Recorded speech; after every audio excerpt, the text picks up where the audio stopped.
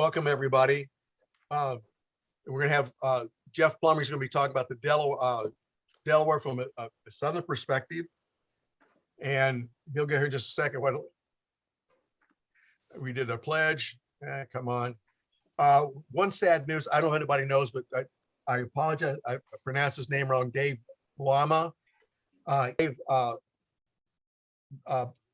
couple of days ago, but we also want to let note that what he's doing, he's donated his books to Camp Curtin, and Camp Curtin is going to have their quarterly meeting in February the 27th at the National Civil War Museum at 2 o'clock.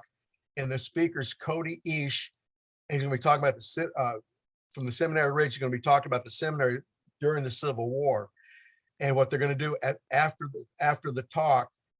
They're going to sell all of his books, and they're going to be very reasonably priced. So that's one thing I want to put out. And just a quick one on the Zoom meeting. Again, we request everybody mute themselves if you did. Also, if you want to take away your video, because like the CNN man, whatever you're doing, we also get to see, which we don't want to see. Next is just a reminder about the membership. You could go online and get the application, or also Jim. I'll get Jim in this one, that you can go online, and you can also through our website, and a secured website, that you can get your membership. And the last one of you see is April 22nd and 23rd is going to be the Lincoln funeral train. And we do have a table, and we're just be looking for volunteers for the 22nd and 23rd for that, because it was very successful.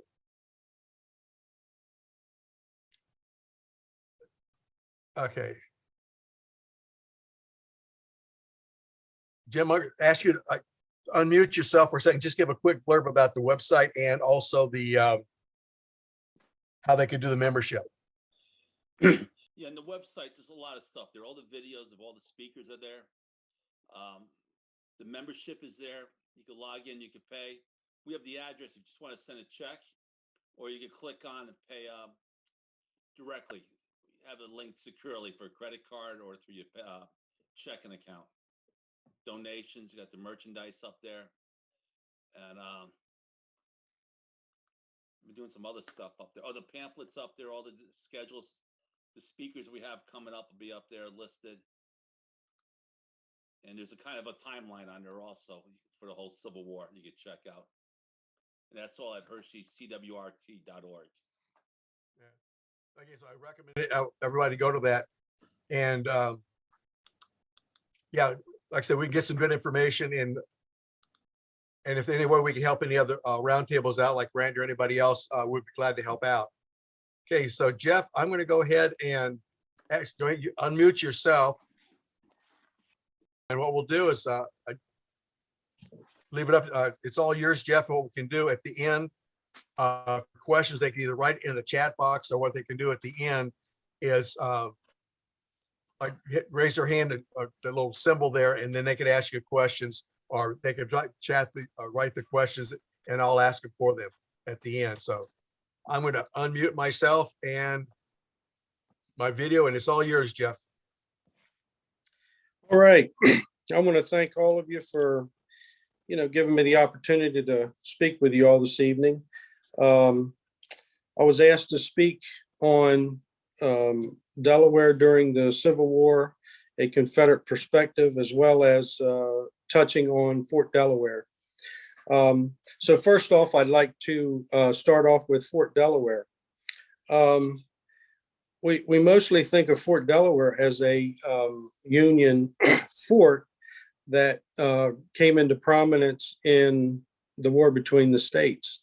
But actually, the original fort that was built on Pea Patch Island was started in 1818. It was built because the result of the War of 1812, the British came in and they burnt many of the northern cities, and there was no protection. There was no protection on the Delaware River to prevent British ships from coming up and destroying those cities. So in 1818, it was a fort was started, and it was constructed, and it was then not too long after that, it burnt to the ground. So it was actually in limbo for quite some time. There was no more problems with England, but they felt that another fort needed to be there because they didn't know about further incursions. So as it was destroyed in fire in 1831, the rebuild started in 1836, and it was started by a Major Sanders. Now, Fort Delaware is on Pea Patch Island. The lore is that a barge full of peas was going up the Delaware River, and it upset into the river, which caused sediment to gather, and it formed an island. Now, Pea Patch Island is in the middle of the Delaware River. You have a mile distance from the island to New Jersey. Many people know of Finn's Point, or a mile distant to Delaware City, which is where people would go to get on and off the island. So that's where it was located. A negative on the fort, it was below sea level, so it was never really dry there. So at the start, the fort began in its beginnings. It was built of bricks on the inside and granite on the outside of the fort. It was a pentagon-shaped fort, and it covered 6 acres. The pylons were driven into the ground probably 70 feet. That's so that it wouldn't sink. Now, the walls were 7 to 30 feet thick, and they were 32 feet tall. And it had a moat that was 30 feet wide and 12 feet deep. Now, in order to build Fort Delaware, they needed labor. Now, Delaware was a slave state, and slaves were incorporated in building the fort.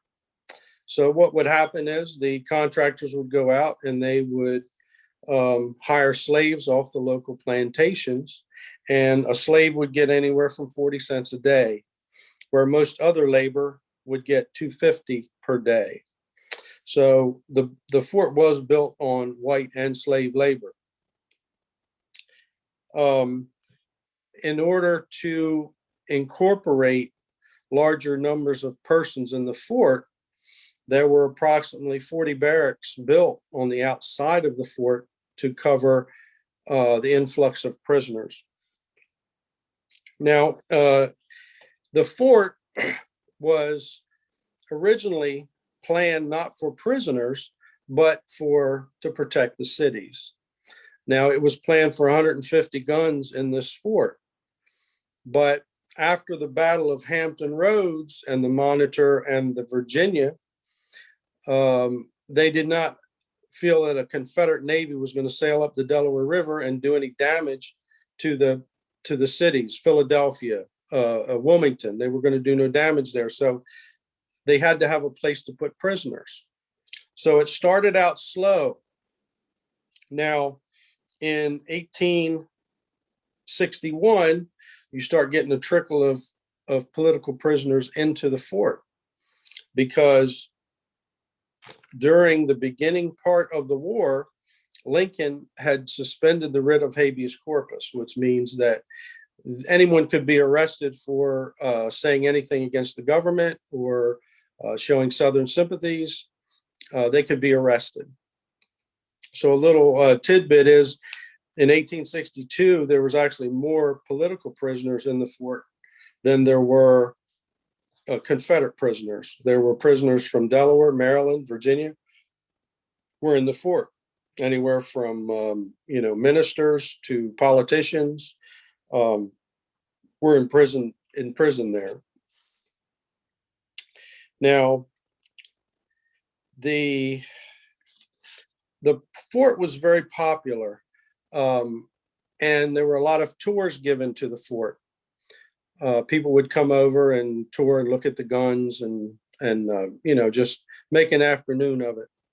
But that soon ran into problems, because they started to find that some of the guns were being spiked. So that made them unoperable. So the fort, at that point, the commandant decided no more visitors because although Delaware stayed in the Union, the Delaware was a very Southern sympathetic state. So then they had to limit the visitors, and that was it for the visitors coming to the fort.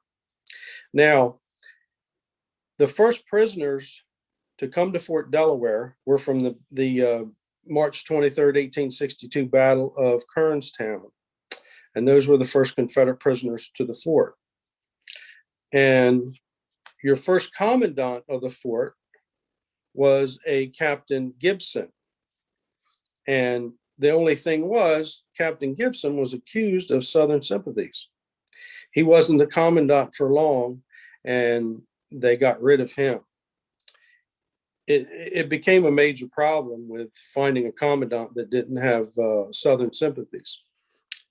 He was replaced by a Major Henry Burton. And after Burton was there, April 27th, 1862 is when Lincoln suspended the writ of habeas corpus. Now, Major Burton, being the second commandant, he was also accused of Southern sympathies. So he was replaced by a Colonel Buchanan. And the same thing happened to Colonel Buchanan. Finally, a General Albin Schimpf, German, was the new commandant. And he continued to be the commandant from 1863 to 1866. Now, Fort Delaware total had about 33,000 prisoners go through the fort. In other words, not all at one time. At any one time, there were probably 12,500 Confederate prisoners in there at one time, but total, about 33,000 Confederate prisoners went through the fort. Now, names for Fort Delaware, it was described as the Devil's Half Acre, Andersonville of the North. The conditions there were not very good. I spoke earlier about Finn's Point. When prisoners would perish, they would be loaded onto boats and taken over to Finn's Point and buried in a mass grave.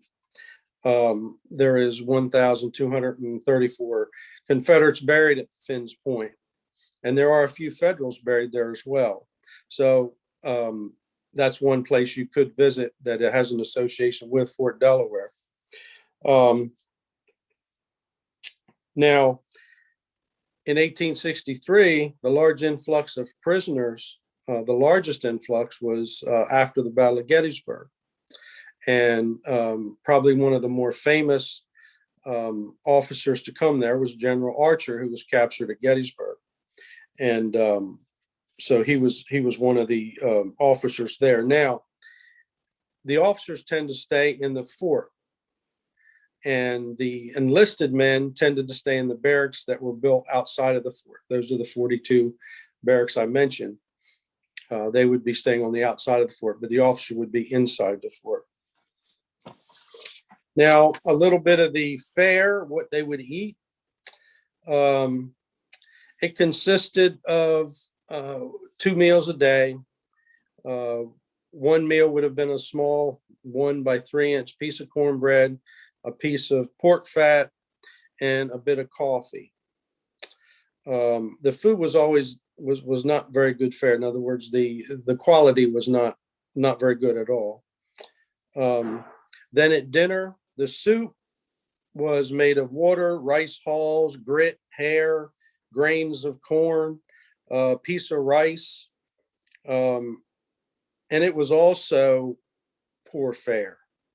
They also, the soldiers would say that there was probably an inch of writhing worms on top of the soup.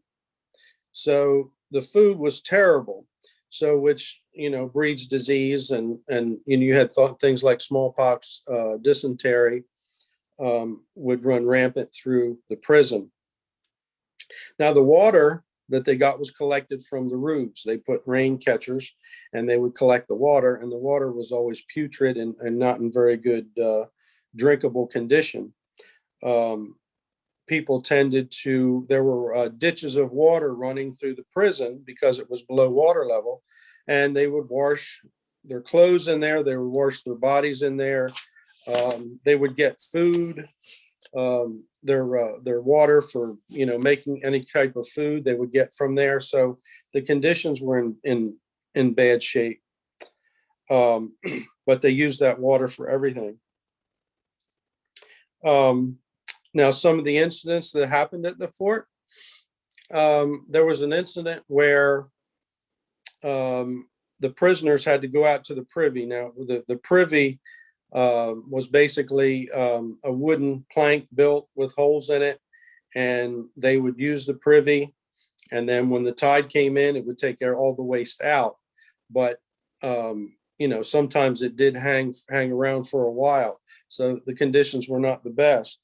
So everyone had to go in a straight line to go to the privy, and there was one case of a soldier that he was going to the privy, and I guess he wasn't moving quick enough, and he was told to double quick from the privy. Well, he had a limp. He wasn't moving very well. Well, I guess he didn't move very, very quickly, and the guard thought he's being disrespectful, so the guard shot and killed him. So there was a big hoopla over that, and they started calling the commandant General Terror after that. And they wanted the soldier that shot this man punished, but General Schumpf actually gave him a promotion to sergeant, and everyone didn't like that at all, to give the man a promotion. But there's not much, the prisoners didn't have a lot of rights, in that prison, that's for sure. Now, one of the youngest prisoners in the fort was a Bailey Payton Key. He was a direct descendant of Francis Scott Key. And at the end of the war, he refused to take the oath. Now, the oath, if you took the oath, you could get out. They would set you free. You take the oath at the end of the war, or during the war, you could take the oath and they would send you out west to fight Indians or man the guns, as long as you took the oath. But once you take the oath, the problem is your fellow prisoners are going to hate you. You can't go back home because the word's going to get out that you took the oath. So they had to be pretty desperate to take the oath, but some did. But Bailey Payton Key did not take the oath, but he was eventually exchanged. And in some cases, most prisons, before they let the prisoners out, they would say you would have to take the oath. But in most cases, after a while, they would just let them go. So just go ahead, get out of here. But Fort Delaware was kind of a stickler on the oath.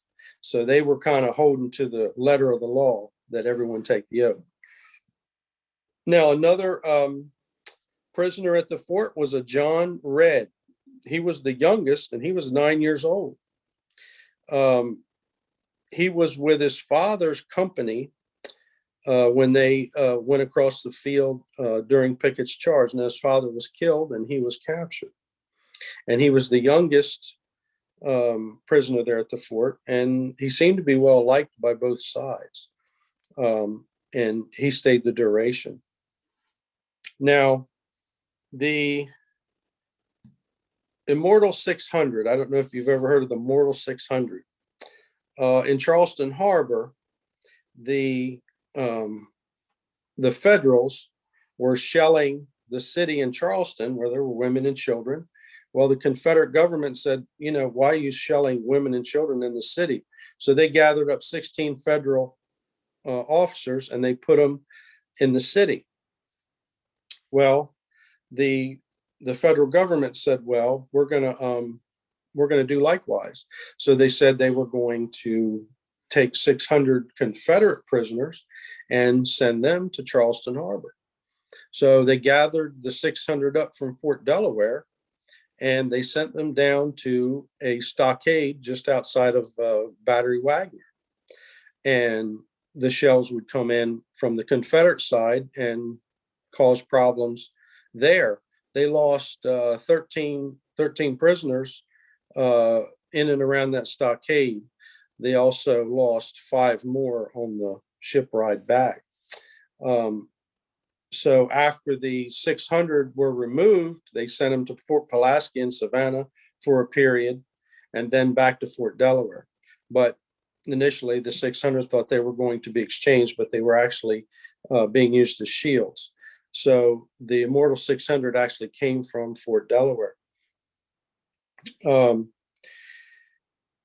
Now, towards the end of the war, things were going bad for the South, and it was looking like, the South was going to capitulate. And they started asking the prisoners to say the oath so that they would be set free. So many did take the oath, and then they were sent off after the war ended. After Lee's surrender, they were sent off home. They were given a ride over to the dock, and that's it. They had to find their own way home. Now, there were 82 left in the prison. After everyone had taken the oath, there were 82 left. 82 refused to sign the oath under any circumstances. And they kept asking, why won't you sign the oath? The war's over. Well, they said that the term freely and voluntarily be removed from the oath, because they weren't freely and voluntarily given the oath. So they finally rewrote the oath and took out freely and voluntarily, and they then left the island. So they did hold out. Now, I'll talk about a little bit about escapes from the prison. There were about 200 to 300 prisoners that did escape from the prison. They either escaped by hiding in coffins that were going to Finn's Point, dressing like Federal soldiers, and walking right out the front gate. There was one case of, it was wintertime, the Delaware River was frozen, and there were a couple of Florida boys laying out outside the fort by the barracks, and the Federals were out there ice skating. That was a popular pastime. Well, one of the Florida boys said, man, I'd like to ice skate. And the Federals thinking, he's from Florida, he don't know how to ice skate, and this is going to be fun watching him ice skate, and we can watch him fall down. So they gave him a pair of skates, and he gets on the skates and he goes out and he falls down. They laugh. He goes a little further. He falls down again, and they laugh. Well, he gets a little bit further, falls down. Then he realizes he's out of rifle range. He gets up and he skates off like he's been skating his whole life, and they never did catch him. So it was just one of the funny stories about, some of the escapes and how they did escape from the island. Like I say, about 200 to 300 did escape from Fort Delaware. So that's what I have on Fort Delaware. I'm going to show you a picture of it, if none of you have seen it.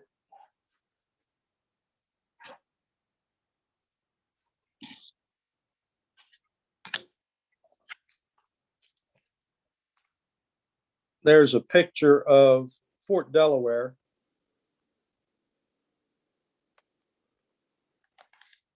You can go visit it today, and they'll give you, a boat ride over. And it's a nice tour. It's worth the trip. It is a nice tour. Okay, I am going to roll into a little bit of the politics of Delaware and, the start of the war. Now, Delaware was a slave state. And you had 3 counties in Delaware. You had Sussex was the lowest, Kent was the middle county, and Newcastle was the northern county. They were all full of Southern sympathizers. Now, during the election of 1860, Delaware voted for a Deep South Democrat, John C. Breckinridge. He got the majority of the votes. Lincoln actually came in third, Bell second, and Douglas fourth. So Delaware voted for a Deep South Democrat, just like South Carolina, North Carolina, Georgia, all voted. They all voted the same way. But a lot of questions are, well, why didn't Delaware go out? Why did she stay in the Union? Well, there's a couple different reasons why. One thing is geography. Delaware was a slave state, and it was actually closely tied with Maryland. Delaware, I think, was waiting to see what Maryland was going to do. But the fact that the federal government sent troops in to jail the legislatures in Maryland to prevent them from even voting on the Articles of Succession. So if Maryland didn't go out, Delaware geographically could not go out. She was waiting on her sister state. And Delaware actually had Southern sympathetic militias training in Sussex County, and they had arms in their hands, and they were training in Sussex County. The governor of William Burton of Delaware was a Southern sympathetic governor, and they were actually training troops. Now, what did Lincoln do? Lincoln sent troops into Delaware to hold the state, just like they did Maryland. They sent them down to Sussex County.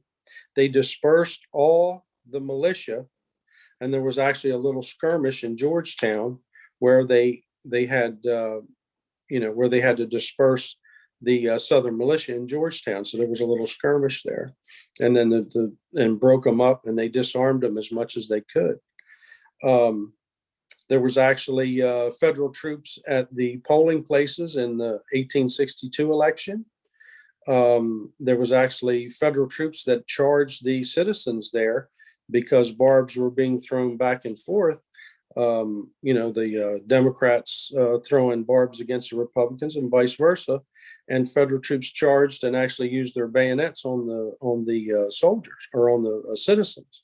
So there was a lot of contention, and Delaware was also what they call the reverse Underground Railroad. Persons from Maryland, Delaware, or prisoners of war that wanted to get back to the South, they could go through the Underground Railroad reverse through Delaware to get back south. So Delaware was very contentious. And if you've ever, if you've ever seen a secession banner, I'll show you a picture of it.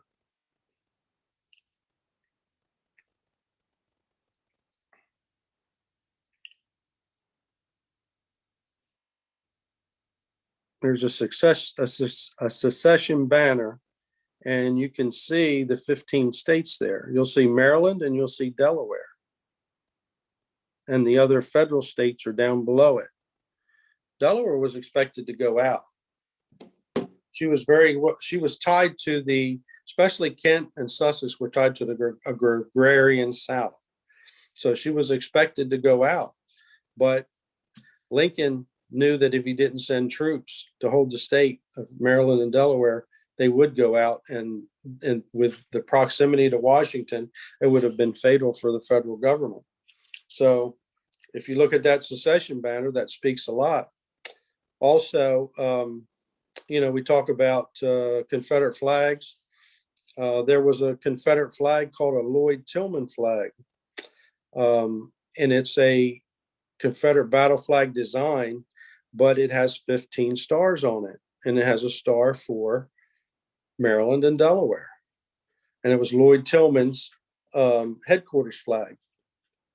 Now, Lloyd Tillman was a Marylander, and he was killed in the Vicksburg campaign at Champions Hill. There's a statue of him there, today.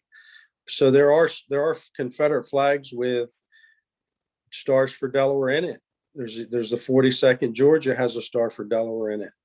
7th Texas has a star in it. Alexander Guard's flag has a star for Delaware in it. So there's a lot of information out there that, unless you really look, you're not going to find it. But just to blanket say that Delaware was a Union state and supported the Union, it's not true. They basically were held. They were held. They had to be careful of the Dupont powder mill that was in Newcastle. That was the biggest powder mill in the country, making powder for the federal government. And they had to put guards on that because they were afraid that Southern spies would go in there and cause an explosion.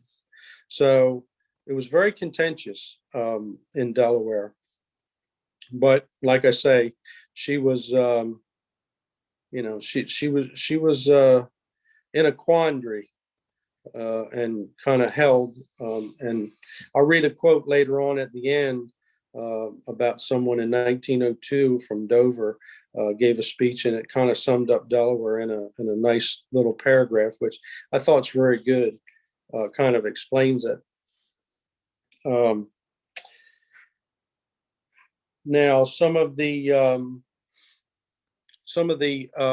prominent Delawareans to serve, you had Governor Ross had a son, Caleb Ross, fought in the 9th Virginia Cavalry, and he was from Delaware. Governor Ross actually left the country because after he had sent his son off to fight, he figured he'd be captured and jailed. So he actually left the country for a while. His son joined the 9th Virginia Cavalry. He was from Seaford, and he died of typhoid. So he didn't manage to survive the war. Now we have another Delawarean of note is Russell B. Hobbs.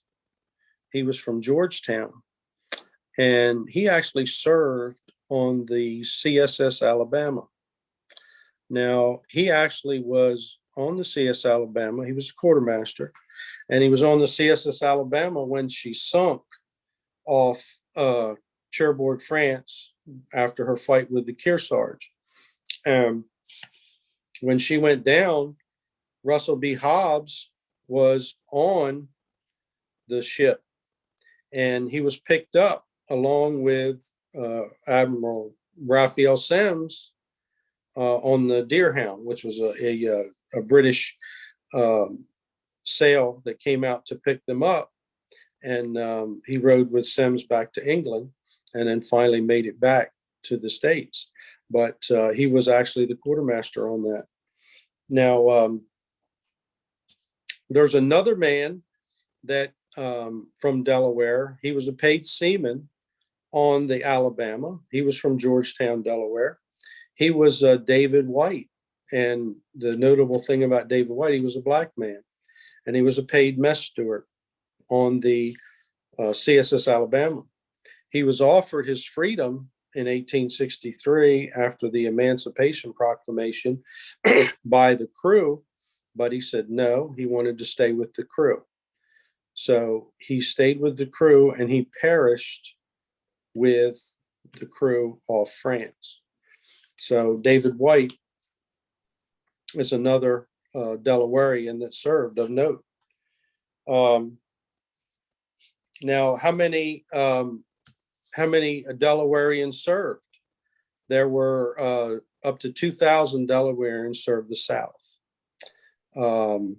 As far as numbers go, there were 12,500 free blacks in Delaware, and there were about 1,800 Delawareans that were enslaved. There were, as far as federal troops from Delaware, 12,000 fought for the Union. And then, of course, you had up to 2,000 fought for the South. So that was your numbers. Some more Delawareans of note. George Julian Robinson was in the 5th Texas Hoods Brigade, and he was at the Battle of Gettysburg. He did survive the Battle of Gettysburg. He was severely wounded at the Battle of Wilderness. He was actually shot through the mouth and had lost part of his tongue. He went to Texas for a while, and then he ended up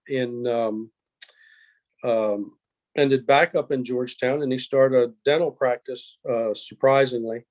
And that's how he he finished out the rest of his life. He was a dentist, but he's another Georgetown, Delaware native that was in the Confederate service. William T. Cooper, he was a son of Governor William Cooper. He was captured at Romney, Virginia. He was in the 1st Maryland Cavalry, and he actually escaped Fort Delaware and returned to the South. We have another one, John Dunning. He was with Mosby when he captured Edwin Staunton in March of 1863.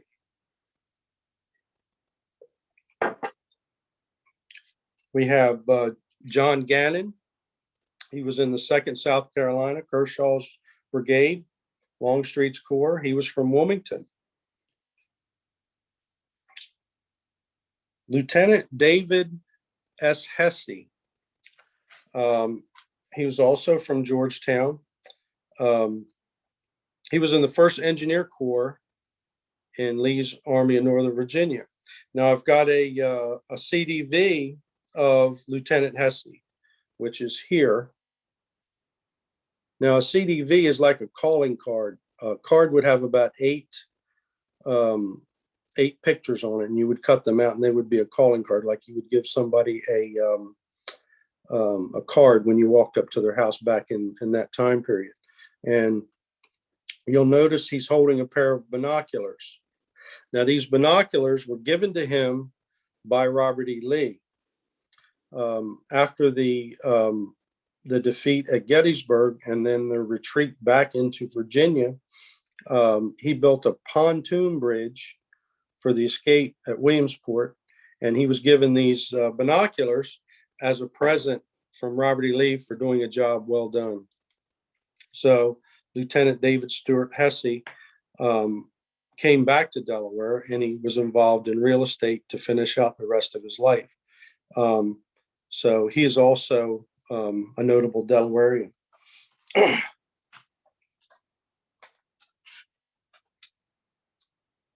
Now I also have this is a medal. It's a 1913 Delaware at Gettysburg 50th Reunion Medal, which is here. And you'll notice it has blue and gray on it. This actually denotes both sides that fought from Delaware at the Battle of Gettysburg. And this is a medal that would have been given to one of the veterans. And if you've been to Gettysburg, they actually have the caption on the back of the Delaware Monument that honors both Union and Confederate that served at Gettysburg. Now, when I mentioned the soldiers that I just mentioned, they are all inscribed on a Delaware Confederate Veterans Memorial here in Georgetown, Delaware, at the Marvel Museum. Now, back in 2007, our Sons of Confederate Veterans Camp put this monument up to honor all the Delawareans that served during the war between the states. We also have Delawareans that served. We have citizens that gave aid to the Confederacy and were Southern sympathizers or in Southern militia. So they are inscribed on the monument. Now I'll show you a picture of that. That's the monument that is on the grounds of the Georgetown Historical Society.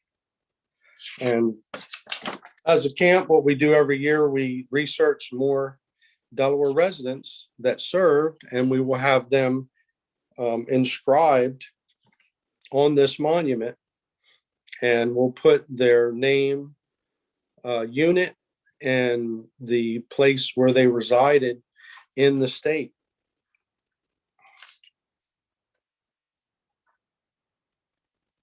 Now we have we have over 120 names on the monument. We have a lot more to go. It's just we try to add at least one every year because of the cost to have something inscribed on the monument. But it is truly a piece of Delaware history. It's actually mentioned and pictured in this book here.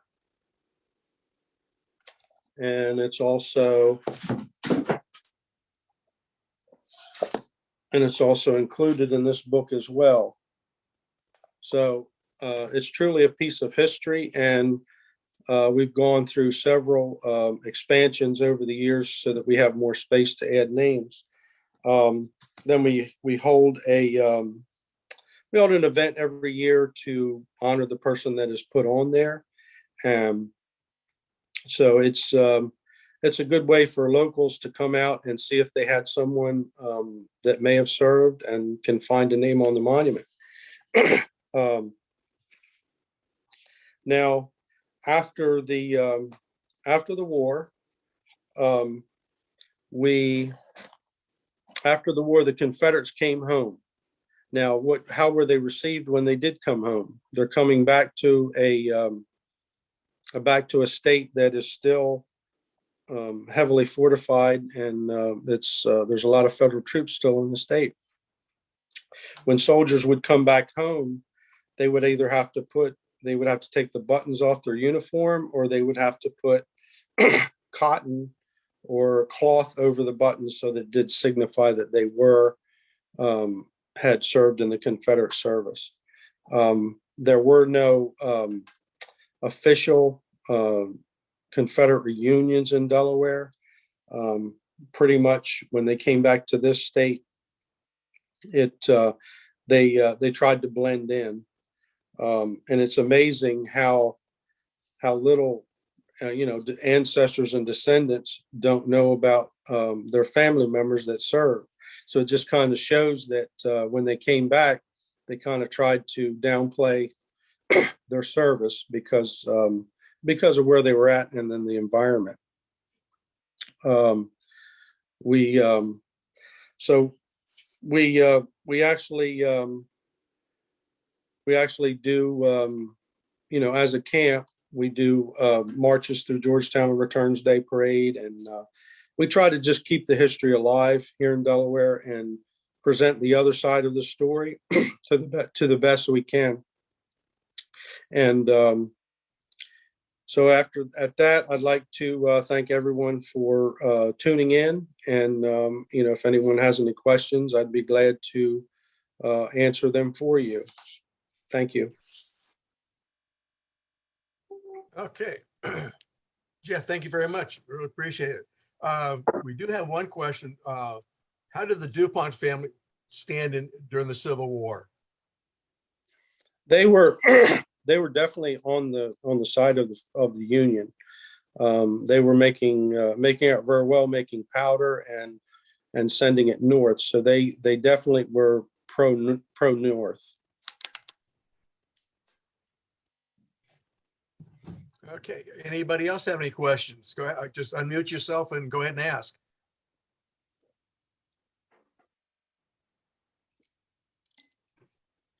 Anybody? Okay. Just hit the screen share real quick. Just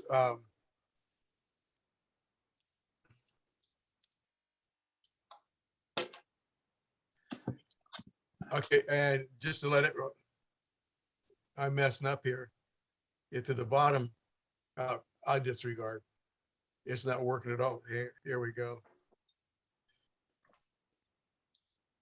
Just to let everybody know, next month is a Bliss Farm with Christopher White. It's gonna be February 22nd.